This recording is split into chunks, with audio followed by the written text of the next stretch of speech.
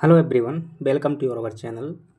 आज जो है हम मध्य प्रदेश के इतिहास विषय की कक्षा में हम बात करेंगे बघेलखंड रियासत के अंतर्गत जो है हमारा होगा भाग 5। और इस भाग 5 में जो होगा ये हमारा आज जो है लास्ट भाग होगा। और इसमें जो है हम क्या कर देंगे, बघेलखंड रियासत को क्या करेंगे, कंप्लीट कर देंगे।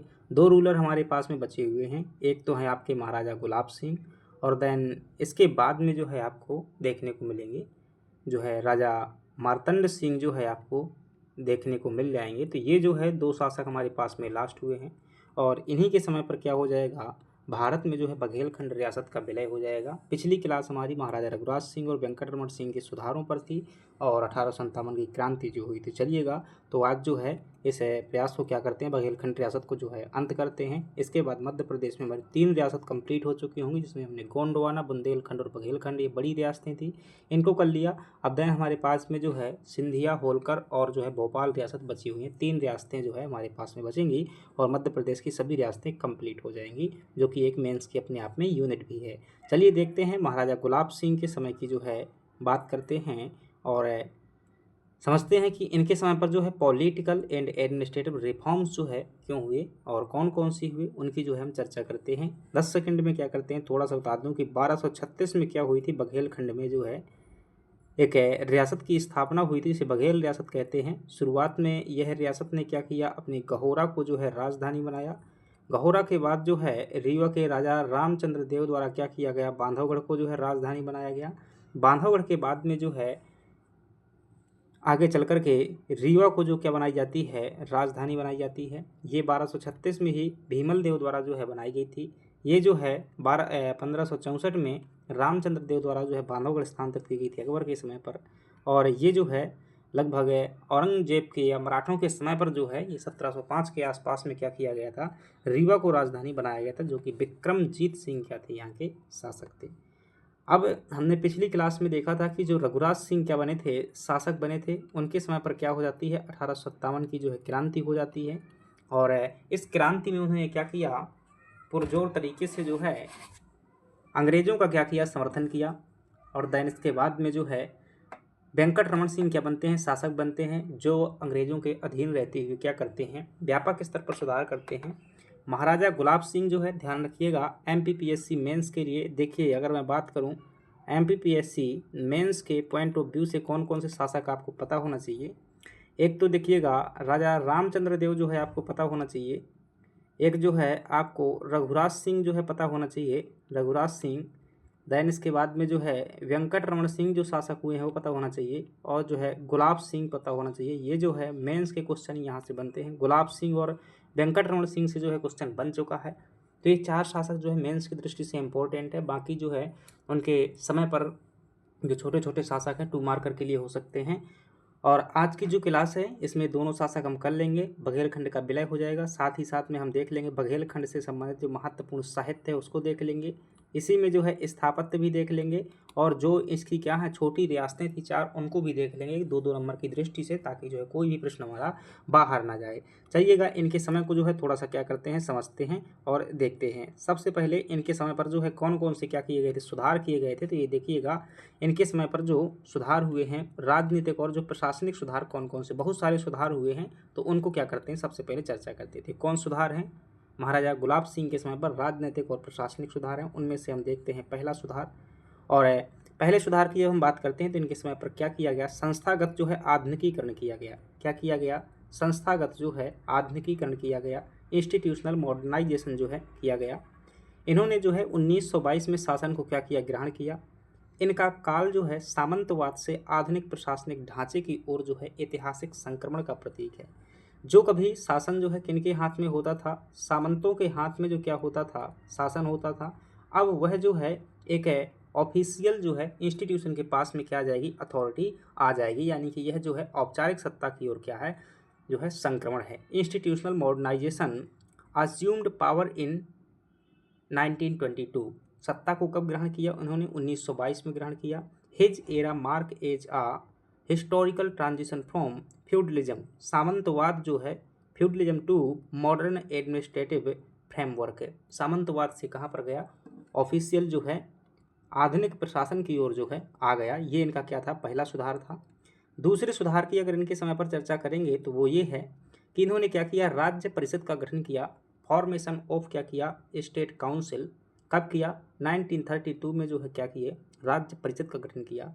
Decentralise power by replacing 4 commissioner with a counselling of 4 later 6 minister decentralizing powers.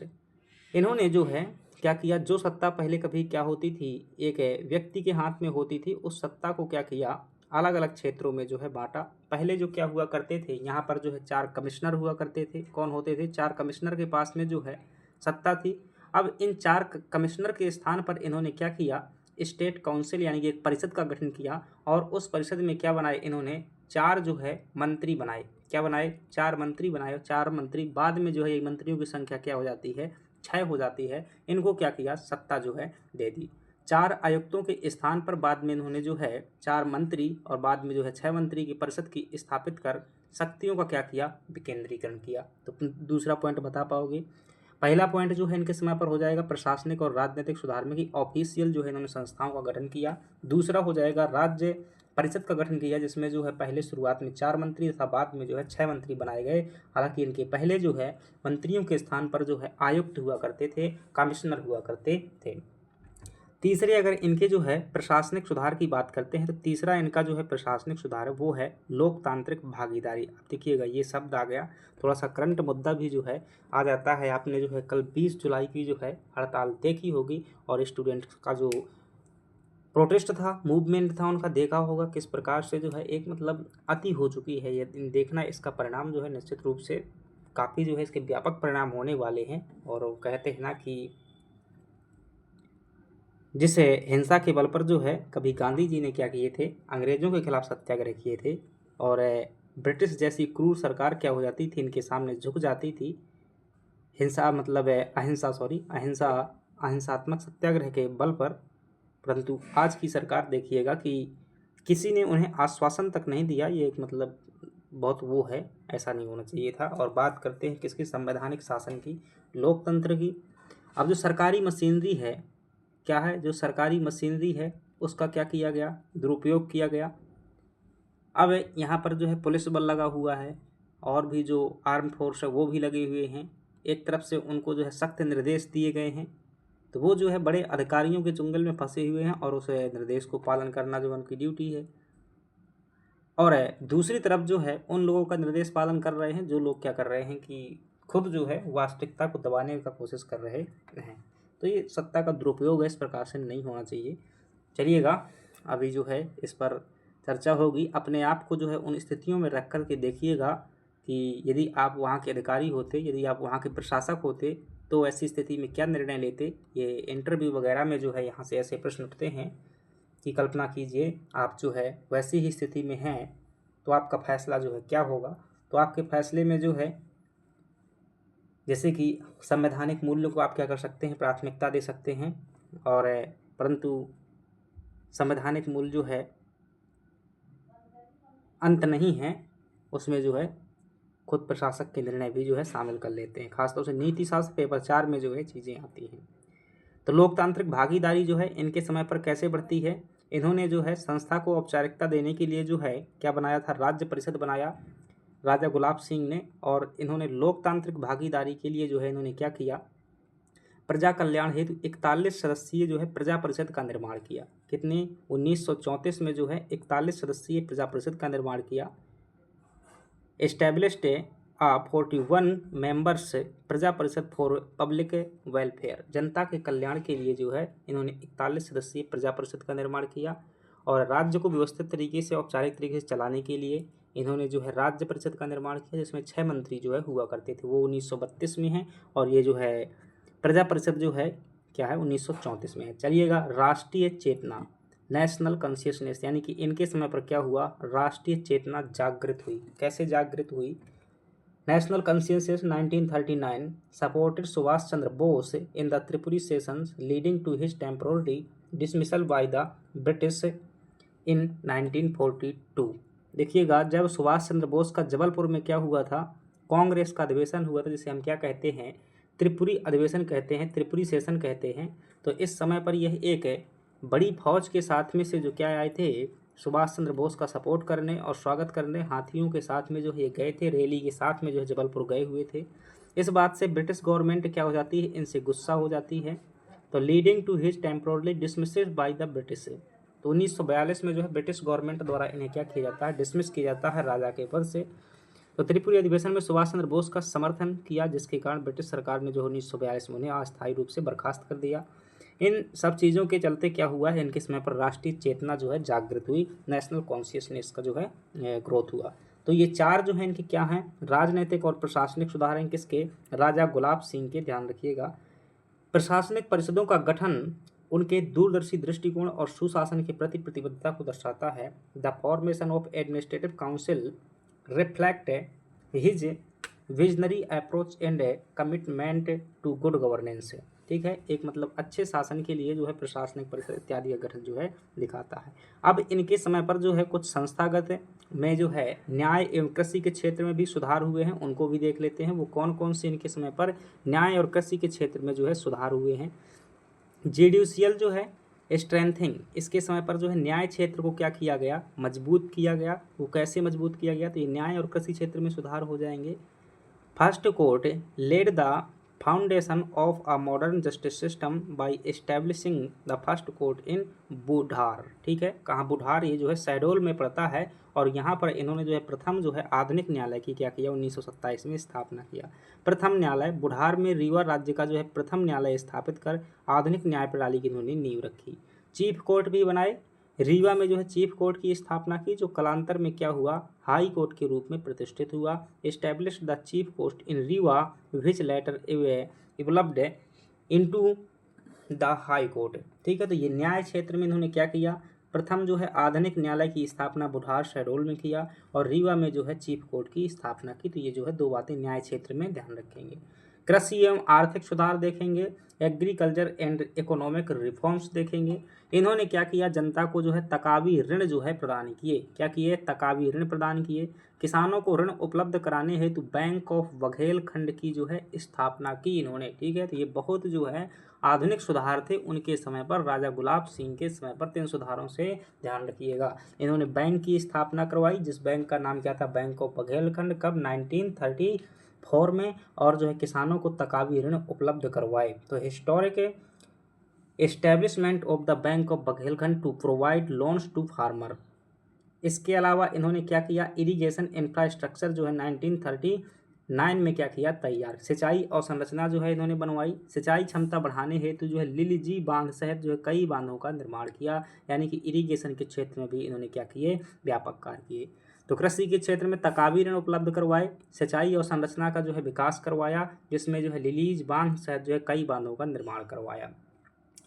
Constructed several dam included the Lilji dam to enhance irrigation capacity. सिंचाई क्षमता के विकास हेतु जो है लिलीज बांध बनवाया। चलिएगा आगे बात करते हैं। कृषि आधुनिकीकरण, एग्रीकल्चर मॉडर्नाइजेशन जो है 1935 में किया इन्होंने। उन्नत बीज और नवीनतम विधियों हेतु जो है इन्होंने क्या किया, कृषि फार्म की स्थापना की। ठीक है, establish an agriculture farm for advance seeds and modern technique. तो ये कृषि के क्षेत्र में आप बता सकते हैं कि जो है एडवांस सीड यानी कि नवीनतम बीजों के प्रयोग के लिए और मॉडर्न टेक्नोलॉजी जो कृषि क्षेत्र में हो सकती है उसको डेवलपमेंट करने के लिए इन्होंने क्या किया, जो है एग्रीकल्चर फार्म की स्थापना की। कब, 1935 में। 1949 में जो है इन्होंने 39 में क्या किया, रिलीज डैम बनवाया। किसके लिए, इरिगेशन कैपेसिटी डेवलपमेंट करने के लिए। इन्होंने जो है तकावी ऋण प्रोवाइड किए, किसके लिए, और ये इसमें जो है बैंक ऑफ बघेलखंड की स्थापना की है। इसके बाद जो है तकावी ऋण प्रोवाइड किए, जो कि कृषि में जो है डेवलपमेंट करने के लिए, किसानों को सहायता के लिए। तो ये जो है क्या हो जाएंगे, इनके हमने क्या देखे, न्याय एवं कृषि के क्षेत्र में सुधार देखे। हमने इनके जो है राजनीति और प्रशासन के क्षेत्र में जो है सुधार देखे। कौन है ये, महाराजा गुलाब सिंह जो है, जो 1922 से 1946 तक क्या रहते हैं, शासक रहते हैं। अब देखिएगा इन्होंने जो है शिक्षा और समाज सुधार के संदर्भ में जो है बहुत से कार्य किए हैं। तो एजुकेशन एंड सोशल जस्टिस में इनके कौन कौन से कार्य हैं, तो एक ध्यान रखिएगा, फुल क्वेश्चन 11 नंबर में आपसे जो है बना बनाया क्वेश्चन है, यहाँ आपसे जो है लिख सकते हैं कि महाराजा गुलाब सिंह के जो है विभिन्न क्षेत्रों में किए गए सुधार बताइएगा। तो राजनीति और प्रशासन में हो जाएगा, न्याय और कृषि में हो जाएगा, शिक्षा और जो है समाज में हो जाएगा। शिक्षा के क्षेत्र में देखिएगा तो शैक्षणिक क्रांति इन्होंने लाया था, एजुकेशनल रिवॉल्यूशन इनके समय पर हुआ था।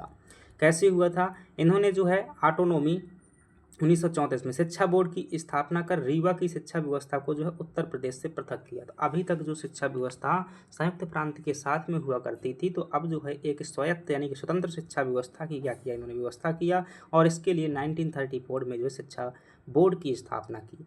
ठीक है, तो ऑटोनॉमी शिक्षा को ऑटोनॉमी करने के लिए क्या किया, separated Rewa education system from UP by establishing in independent education board. कब बनाया ये, 1934 में जो है ये बनाया हुआ था। दूसरा इनका कार्य देखेंगे, समावेशी शिक्षा इंक्लूसिव एजुकेशन की जो है इन्होंने व्यवस्था की। 1935 में जो है दलित वर्ग हेतु निःशुल्क प्रवेश क्या कर दिया, अनिवार्य कर दिया, made free entry mandatory for Dalit in all educational institution इन 1935। तो 1935 में जो है इन्होंने ये एक मतलब कानून टाइप का बनाया कि जितने भी जो क्या हैं दलित हैं या समाज का जो निम्न वर्ग है उनको जो है अनिवार्य शिक्षा निःशुल्क दी जाएगी।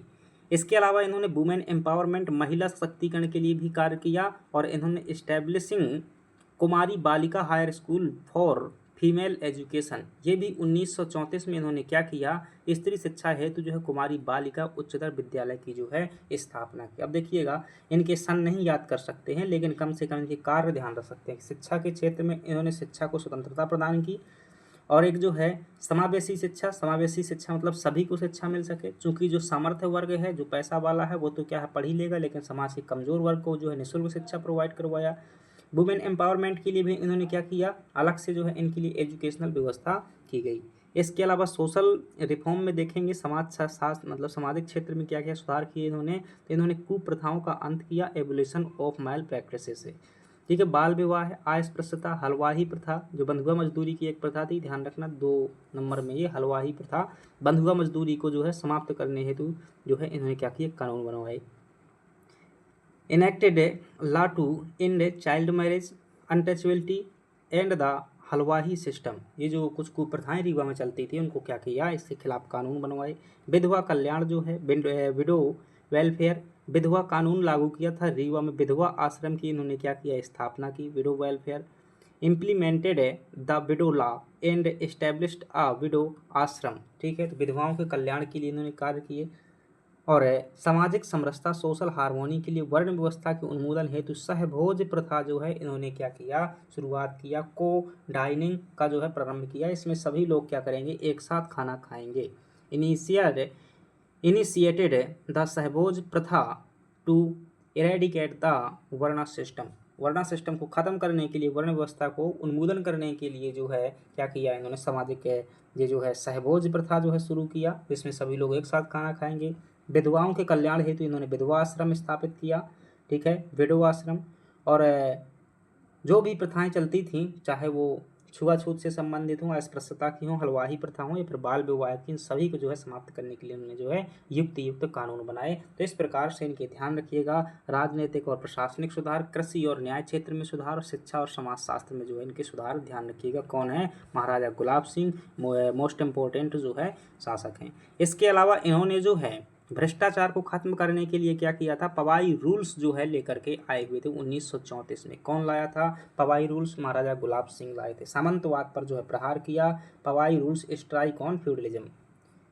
अब देखिएगा, जैसे कि ये जो है मैंने क्या किया, सेंटर में जो है क्या बनाया, एक जो है राजा है। ठीक है, अब इनके जो होते थे सावंत होते थे, क्या होते थे, जैसे छोटे छोटे राज्यों में क्या होते थे, इनके सावंत होते थे। ये जो है सावंत होते थे, मान लीजिए बहुत सारे सावंत हैं। अब इनके पास में क्या होती थी, पावर होती थी, अपने मन का जो है टैक्स बढ़ा सकते थे, किसानों से टैक्स ले सकते थे, गवर्नमेंट ज़मीन से टैक्स ले सकते थे, लेकिन राजा के यहाँ तक कितना टैक्स नहीं पहुँचता था। इसलिए जो है इन फ्यूडलिज्म जो सामंतवाद है, इसको ख़त्म करने के लिए जो है इन्होंने क्या किया, एक सख्त कानून बनाए, जैसे पवाई रूल्स। इन सामंतवादों को जो है, इन सामंतों को या सरदारों को पवाई भी कहते थे। क्या कहते थे, इन्हीं सामंत या सरदारों को जो है पवाई कहा जाता था। अब इनके भ्रष्टाचार को नियंत्रण करने के लिए इनके जो कानून बना दिया गया। इन्होंने क्या किया, धरने पर बैठ गए। तो वही जो है इनका जो आंदोलन हुआ, विरोध हुआ, वही क्या है, पवाई रूल्स के बारे में देखते हैं। आ सकता है, ध्यान रखिएगा, 2 नंबर में आ सकता है, 7 नंबर में भी आ सकता है पवाई रूल्स।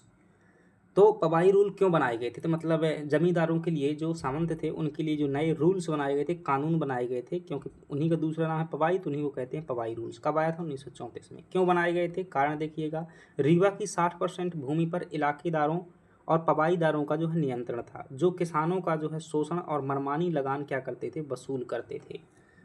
ठीक है, तो कॉज क्या था, 60% of Rewa's land was controlled by ilakedar and pawaidar who exploited farmer and exacted arbitrary land revenue. तो मतलब मनमानी तरीके से क्या करते थे, शोषण करते थे और जो है ज़्यादा मात्रा में टैक्स वसूलते थे, मनमानी करते थे। तो इस कारण से क्या बनाया गया, यहाँ पर जो है कानून बनाया गया। क्या प्रोविज़न की गए, की प्रोविज़न जो इस कानून में क्या प्रावधान थे, तो इस कानून में अगर देखेंगे कि जो है क्या प्रावधान थे, इसमें जो प्रावधान था 13 मार्च को जो है कानून लागू हो जाता है। तो इम्प्लीमेंटेड ऑन जो है 13 मार्च 1934 में इसे लागू किया जाता है। वनों पर जो है रीवा दरबार का अधिकार होगा। जो भी वनों से जो उत्पादन प्राप्त होता है, तो वनों से प्राप्त होने वाली आय पर किसका अधिकार होगा, रीवा दरबार का अधिकार होगा। एस्टैब्लिश्ड रीवा दरबार राइट ओवर फॉरेस्ट प्रोडक्ट। तो इसमें जो भी फॉरेस्ट से प्राप्त होने वाले प्रोडक्ट हो, उसमें रीवा राज्य यानी कि दरबार का अधिकार तय किया गया। और लगान को 4 से 5 गुना क्या कर दिया गया, बढ़ा दिया गया। क्या कर दिया गया, लगान को 4 से 5 गुना बढ़ा दिया गया। And increase revenue by 45 times. अब जो है इसमें और आगे प्रावधान क्या किया गया, दंडात्मक उपाय किए गए, प्यूनिटिव जो है मेजर्स बनाए गए। 1923 के सर्वे में लगान से वंचित भूमि को जो है क्या कर लिया गया, जब्त कर लिया गया। बहुत सारी जो ज़मीन ऐसी होती थी जो मतलब सरकारी टाइप की डली रहती थी, उसमें जो है ज़मींदार तो टैक्स वसूलते थे लेकिन गवर्नमेंट के रिकॉर्ड में नहीं होता था, तो वैसी ज़मीन को क्या कर लिया गया, जब्त कर लिया गया। तो land deprived of revenue during the 1923 survey was confiscated, यानी कि जो पहले छूट गई थी उसको भी क्या कर लिया गया, इंक्लूड कर लिया गया। चलिएगा आगे देखते हैं इसका क्या प्रभाव और प्रतिक्रिया हुई। तो इसके प्रभाव और प्रतिक्रिया में देखेंगे इम्पैक्ट एंड रिएक्शन। पवाईदारों ने इसे क्या कहा, काला कानून कहा। Pawaidar term it a black law and revolted by forming the pawaidar संघ।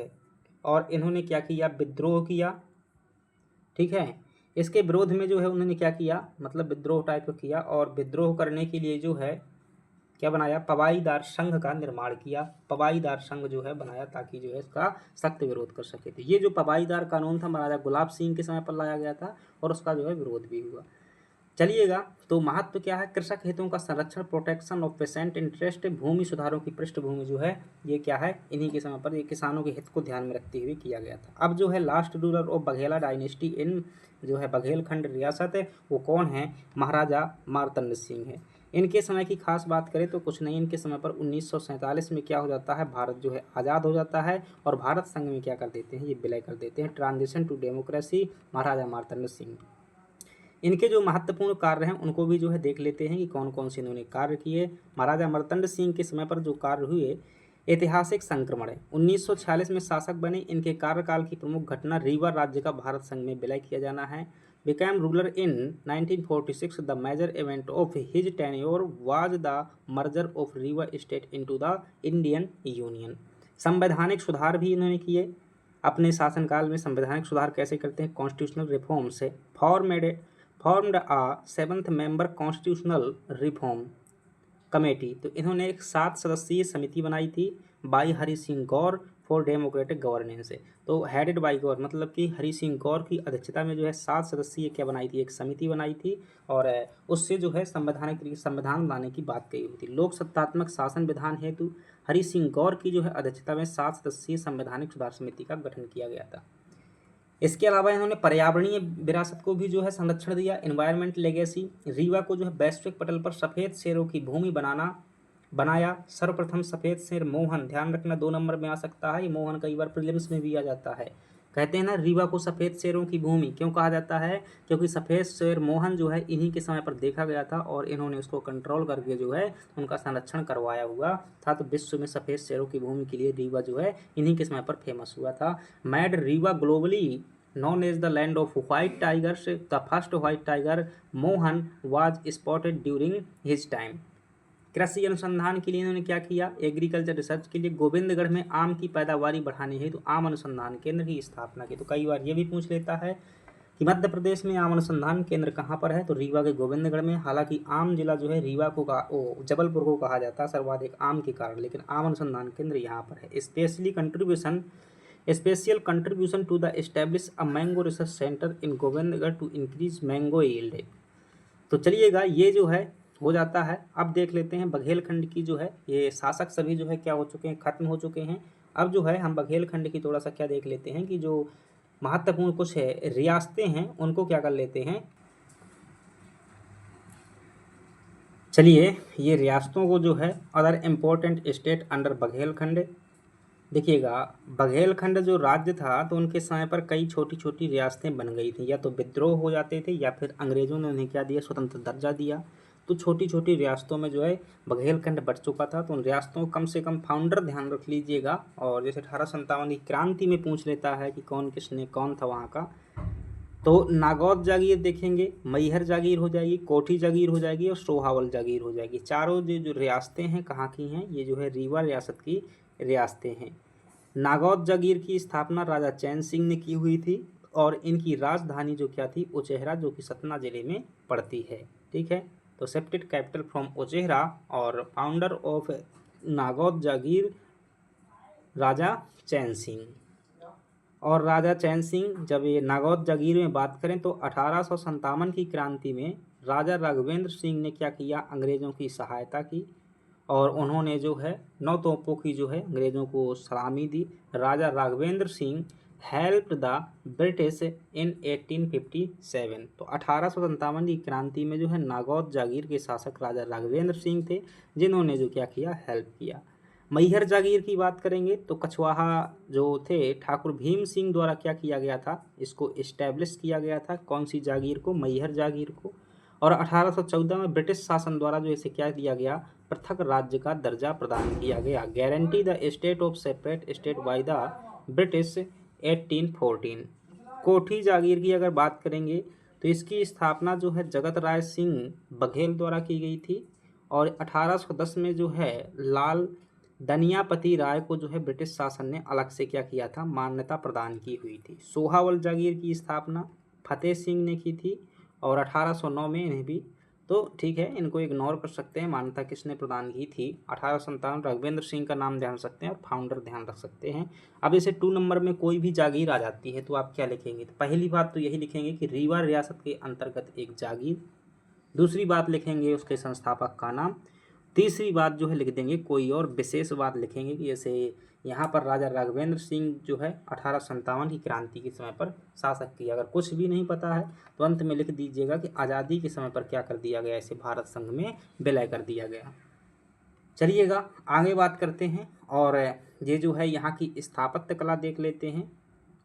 स्थापत्य कला की अगर विशेषताएं देखेंगे तो कि रीवा राज्य की स्थापत्य कला की विशेषताएं तो ठीक है देख सकते हैं, वरना क्या विशेषताएं थी भाई। निर्माण सामग्री में क्या हो सकता है, मन से सोचिएगा कि जो है निर्माण या तो ईंटों से किया जा सकता है या पत्थर से किया जा सकता है, लेकिन उस समय पर ईंटों से निर्माण कम होते थे, पत्थर से ही निर्माण होते थे। तो निर्माण में कह सकते हैं कि सैंडस्टोन या बलुआ पत्थर का जो है प्रयोग किया गया था। क्या किया गया था, सैंडस्टोन बलुआ पत्थर का जो है प्रयोग किया गया था, जो भी यहाँ की स्थापत्य थी। पश्चात्य प्रभाव निश्चित रूप से कह सकते हैं कि इनकी संरचना में जो है पश्चात्य प्रभाव यानी कि अंग्रेजों का प्रभाव जो है देखने को मिलता है। वेस्टर्न इन्फ्लुएंस राजा अजीत सिंह के कार्यकाल के पश्चात रीवा के निर्माण कार्य में पश्चात्य निर्माण शैली का प्रभाव भी देखा जा सकता है। After king Ajit Singh tenure the influence of western architecture style is also visible in Rewa. ठीक है, तो इतना बड़ा पॉइंट लिखने की जरूरत नहीं है, छोटा लिखिएगा और ना आप ना लिख पाएंगे वहाँ पर मैन कॉपी भी। सांस्कृतिक समन्वय, क्यों ना भाई सांस्कृतिक समन्वय होगा। यहाँ पर दिल्ली के सुल्तान भी क्या है, इनके अधीन रहे हैं। बघेलखंड के शासक मुगलों के अधीन रहे हैं, अंग्रेजों के अधीन रहे हैं मराठों के जो है काफ़ी हद तक कंट्रोल में थे। तो इन सभी का यहाँ पर जो है प्रभाव देखा जा सकता है। सांस्कृतिक समन्वय में देखेंगे तो कल्चरल सिंथेसिस प्राचीन दुर्गों एवं छतरियों पर स्पष्ट रूप से राजपूत और मुगल शैलियों का मिश्रण जो है क्या होता है, परिलक्षित होता है। A clear blend of Rajput and Mughal style in evident in ancient fort and chhatris. जल प्रबंधन देखेंगे तो इनके जो है किले होते थे, उनके अंदर जो है तालाब भी हुआ करते थे। जल प्रबंधन हो सकता है। वाटर मैनेजमेंट, बघेल शासकों ने जल स्रोत एवं बागों के निर्माण हेतु जो है विशेष ख्याति अर्जित की। जैसे उदाहरण रानी तालाब, इन्होंने जो राजा भाव सिंह द्वारा बनवाया गया था रीवा में। Water management, Baghel rulers earned special fame for constructing water bodies and gardens, जैसे कि रानी तालाब। तो ये जो है इनके कुछ स्थापत्य की विशेषताएं हो जाएंगी कि इनके स्थापत्य में ये चीज़ें थी। चलिएगा आगे देख लेते हैं इनके समय की जो है major fort of Baghelkhand and static feature देख सकते हैं कि कौन कौन से किले जो है इनके समय पर बनाए गए थे। तो आप कहेंगे कि इनके समय पर जो है बांधवगढ़ दुर्ग जो क्या है इम्पोर्टेंट है, एंड रीवा दुर्ग भी जो है इम्पोर्टेंट है। बांधवगढ़ फोर्ट की बात करेंगे, लगभग 8 वर्ग किलोमीटर में विस्तृत, जिसमें कर्ण द्वार जो है एकमात्र क्या है प्रवेश द्वार है। क्योंकि ये दुर्ग इम्पोर्टेंट है क्योंकि ये क्या रहा है रीवा स्टेट की जो क्या रहा है कैपिटल भी जो है रहा है बघेलखंड स्टेट की। और ये लंबे समय तक लगभग जो है 1564 से लगा करके 1705 तक क्या रहा है, 1705 तक जो है बघेलखंड राज्य की राजधानी रहा है। रामचंद्र देव द्वारा जो है राजधानी बनाया गया था। बांधवगढ़ दुर्ग एक मजबूत दुर्ग था और यह जो है एक प्रकार का कैसा दुर्ग था, जंगली दुर्ग का उदाहरण था, जहां आते आते जो है इनकी आधी सेना गायब हो जाती थी। तो बहुत सारे मुगल और दिल्ली सुल्तानों के आक्रमण इसलिए सफल नहीं हुए क्योंकि यह एक जंगली दुर्ग था। स्ट्रेटजी जो है यहाँ पर काफ़ी हद तक काम कर जाती थी। प्रमुख स्थल देखेंगे तो इस किले के अंदर जो है आपको मोती महल देखने को मिल जाएगा, कबीर चौराहा देखने को मिल जाएगा और शिव मंदिर देखने को मिल जाएगा। इस किले के अंदर जो है वाटर सप्लाई देखेंगे, दुर्ग के अंदर जो है 12 तालाब देखने को मिल जाते हैं जिनकी जल आपूर्ति गंगा नदी द्वारा की जाती थी। समझिएगा 12 तालाब एक किले के अंदर होते थे। तो किला इतना छोटा नहीं होता था भाई साहब, 8 वर्ग किलोमीटर में, ठीक है 8 वर्ग किलोमीटर में बसा हुआ था। तो आप कह सकते हैं लगभग जितने में छतरपुर जिला बसा हुआ है उतने में जो है मतलब जिला मुख्यालय है जहाँ पर छतरपुर का, तो जितने में जिले का क्षेत्रफल है आसपास का जिला शहर का, पूरा जिला नहीं कह रहा हूँ कि सभी तहसीलें मिला दें, तो इतना बड़ा जो है किला होता था। लगभग 8 वर्ग किलोमीटर में फैला हुआ यह जो किला था। चलिएगा दूसरा देख सकते हैं रीवा दुर्ग जो है रीवा फोर्ट, यह जो है बिछिया और बीहड़ नदियों के संगम पर स्थित है। इसका निर्माण शेरशाह सूरी के पुत्र जलाल खान द्वारा शुरू किया गया और बघेल शासक विक्रमाजीत द्वारा क्या किया गया, इसे विस्तृत रूप प्रदान किया गया। आर्किटेक्चर देखेंगे महाराजा भाव सिंह द्वारा इसके अंदर जो है मृत्युंजय नाथ मंदिर का जो है निर्माण करवाया गया था। चलिएगा तो रीवा दुर्ग और जो है बांधवगढ़ दुर्ग आपने देखे। अब देखते हैं क्षेत्रीय दुर्ग और स्थापत्य देख लेते हैं, सिर्फ इतना देख लीजिएगा कौन कहाँ कहाँ पर है, 2 मार्कर में शायद पूछ सकते हैं। तो मैहर दुर्ग देखेंगे तो इसकी जो है नींव राजा भैरचंद ने रखी और कालांतर में बुंदेली स्थापत्य का भी जो है प्रभाव देखिएगा। कुछ भी आपसे पूछे नहीं बनता है। पहली बात मैहर दुर्ग आपको कहाँ पता चलेगा, मैहर में स्थित है। निर्माण किसने करवाया होगा, अगर शासक का नाम पता है तो ठीक है, वरना बघेल शासक लिख सकते हैं।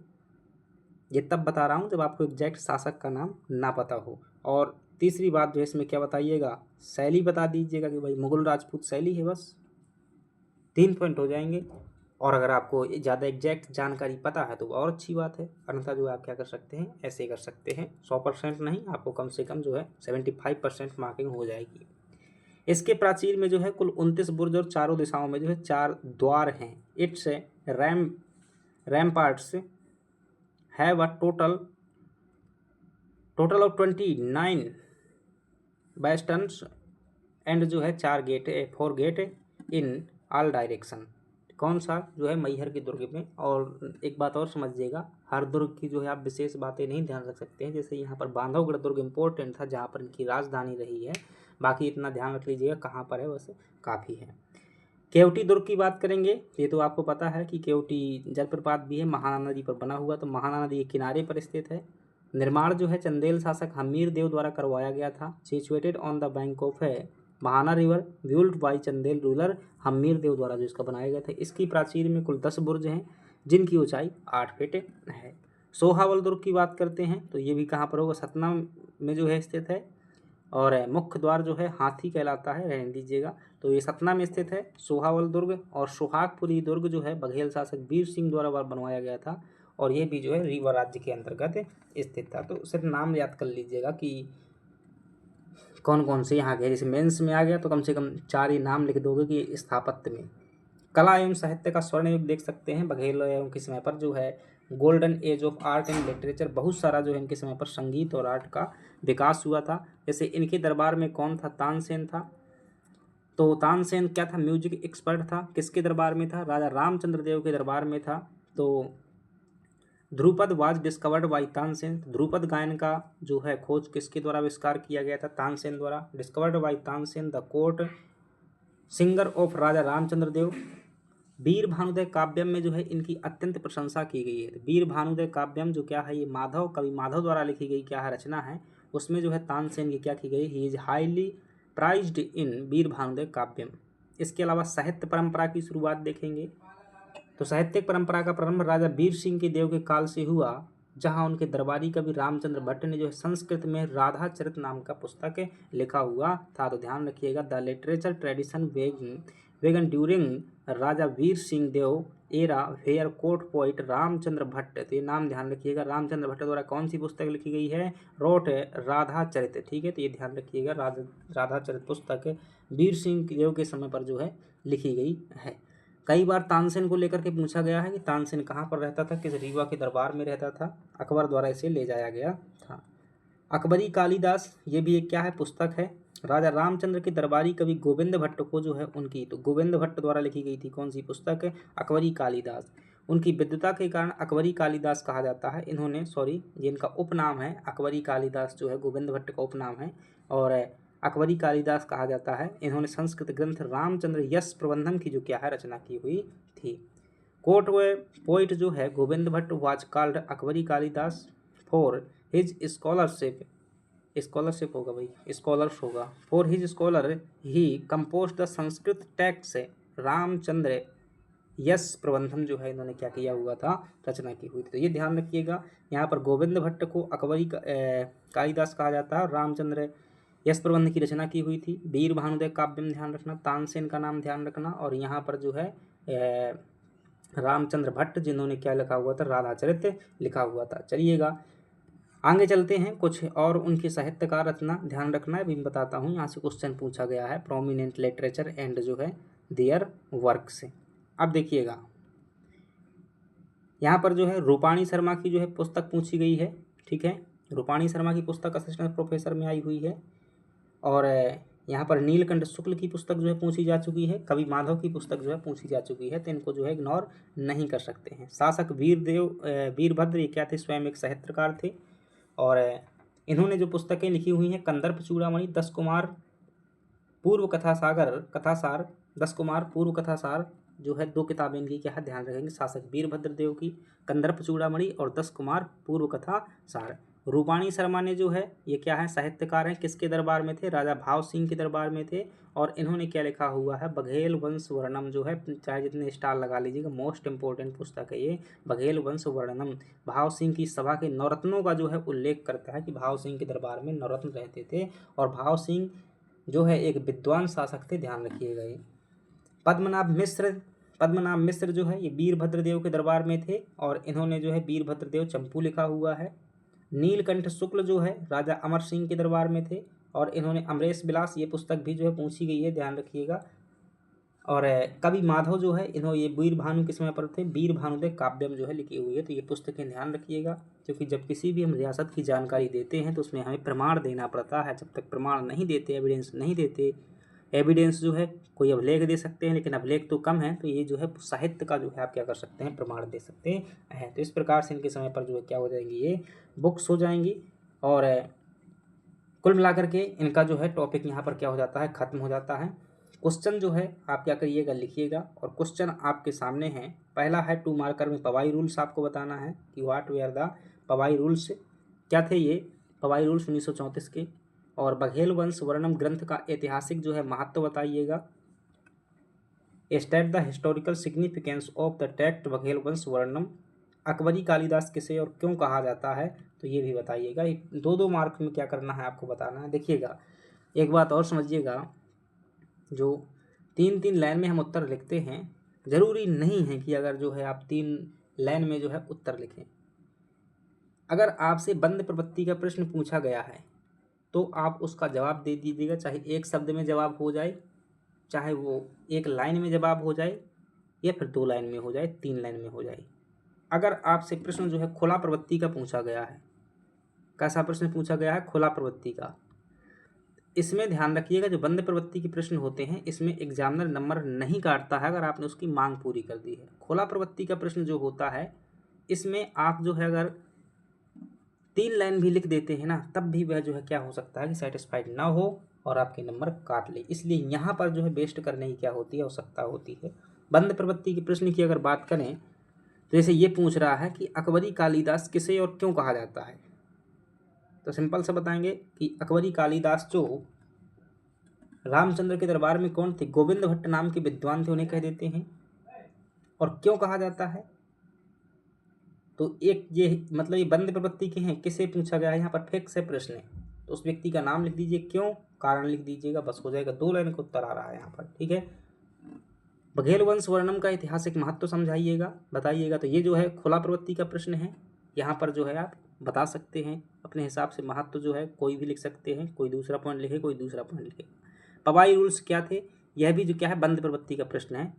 जैसे पूछ लिया किसी की जो है स्थापना कब हुई थी, ये बंद प्रवृत्ति का प्रश्न है, उससे इसमें सिर्फ जो है स्थापना बता दीजिएगा, चल जाएगा, कोई दिक्कत नहीं है, ठीक है। तो ये जो है चलिएगा। 7 नंबर में जो प्रश्न लिखना है, महाराजा गुलाब सिंह को बघेलखंड में आधुनिक सुधारों का प्रणेता क्यों कहा जाता है, विश्लेषणात्मक मूल्यांकन कीजिएगा। तो महाराजा गुलाब सिंह जो है बघेलखंड रियासत या रीवा राज्य के जो है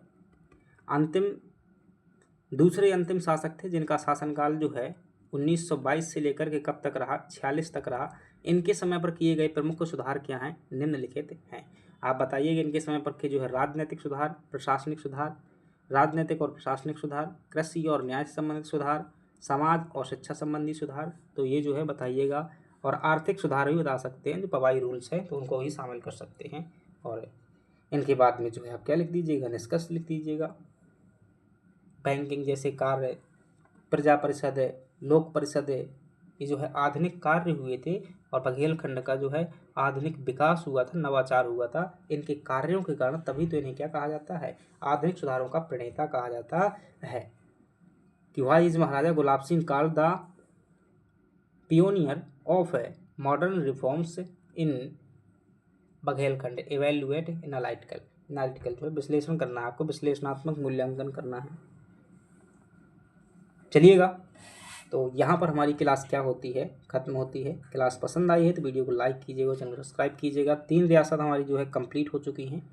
अगली रियासत जो हम क्या करेंगे, भोपाल रियासत की जो है हम चर्चा करेंगे। थोड़ा सा जो है अब इतना समय नहीं लगेगा, 2-2 3-3 क्लासों में जो है कंप्लीट करेंगे, क्योंकि इनमें क्या था ना भाई, जो ये रियासतें थी कौन कौन सी, एक बुंदेलखंड, एक बघेलखंड और एक जो है गोंडवाना।